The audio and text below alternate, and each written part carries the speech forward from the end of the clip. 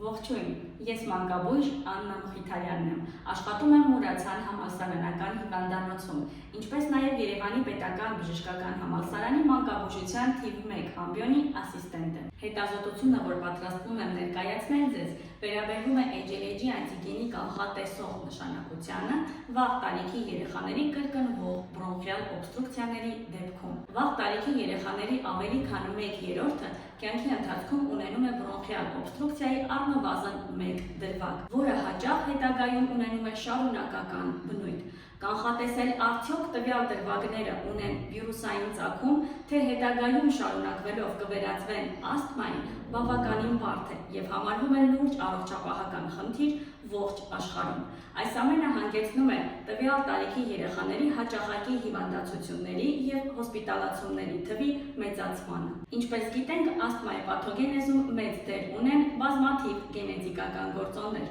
Այս գործոնների շարքին է դասվում նաև HLH անտիգենը։ Տվյալ կապը հաստատող հետազոտությունները բազմաթիվ են մեծահասակների շրջանում, իսկ երեխաների դեպքում տվյալները խիստ սահմանափակ են։ HLH անտիգենի կանխատեսող նշանակության հաստատումը կունենա մեծ դեր առողջապահական համակարգի համար, քանզի ժամանակին և արդյունավետ կատարված ախտորոշումը, ինչպես նաև բուժման կազմակերպումը, տվյալ երեխաների դիսպանսեր հսկողության հարցերի ճիշտ իրականացումը կնվազեցնի առողջապահական ծախսերը, և այս ամենի արդյունքում կունենանք հետագա բուժօգնության և բուժսպասարկման որակի բարելավում։ Հետազոտության արդյունքում ստացված տվյալները կներկայացնեմ Մադրիդում կայանալիք կոնֆերանսին։ Շնորհակալ եմ ընձեռնված հնարավորության համար։ Կհանդիպենք Մադրիդում։